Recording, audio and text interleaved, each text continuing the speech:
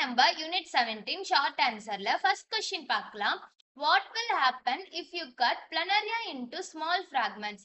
So இந்த கொஸ்டின்ல அவங்க என்ன கேக்குறாங்க அப்படின்னா, இப்போ பிளனரியாவை நம்ம ஸ்மால் ஸ்மால் ஃபிராக்மெண்ட்ஸா கட் பண்றப்போ அங்க என்ன நடக்கும் அப்படின்றத அவங்களோட கொஸ்டினாவே இருக்கு. ஓகேவா?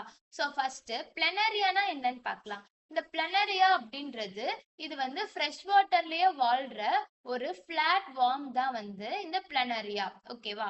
ஃபைன். இப்போ நமக்கு பிளனரியானா என்னன்னு தெரிஞ்சிருச்சு. இப்போ அத சின்ன சின்ன ஃபிராக்மெண்ட்டா நம்ம கட் பண்றப்போ இப்போ இது ஃபுல்லா வந்து, அதாவது இங்க இருக்குல்ல, இது ஃபுல்லா வந்து ஒரு பிளனரியா. ஓகேவா?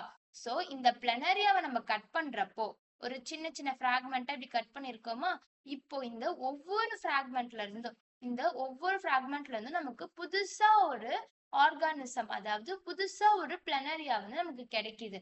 அப்போ இதுல இருந்து நமக்கு புதுசா ஒண்ணு கிடைக்குதா, அதனாலதான் இது எப்படி நடக்குது அப்படின்னு கேட்டீங்கன்னா, பிளனரியாவை பொறுத்த வரைக்கும் இதுல ரீஜெனரேஷன் ரீஜெனரேஷன் அப்படின்ற ஒரு ஸ்பெஷல் எபிலிட்டி வந்து இந்த பிளனரியாக்கு இருக்கு.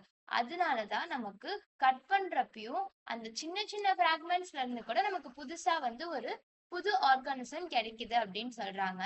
ஓகே, இப்ப நம்ம ஒரு குயிக் ரீகால் பார்க்கலாம். இந்த கொஸ்டின் அவங்க என்ன கேட்டிருந்தாங்கன்னா, பிளனரியாவை நம்ம சின்ன சின்ன பிராக்மெண்ட்ஸா கட் ஆகுறப்போ என்ன நடக்கும்னு கேட்டாங்க.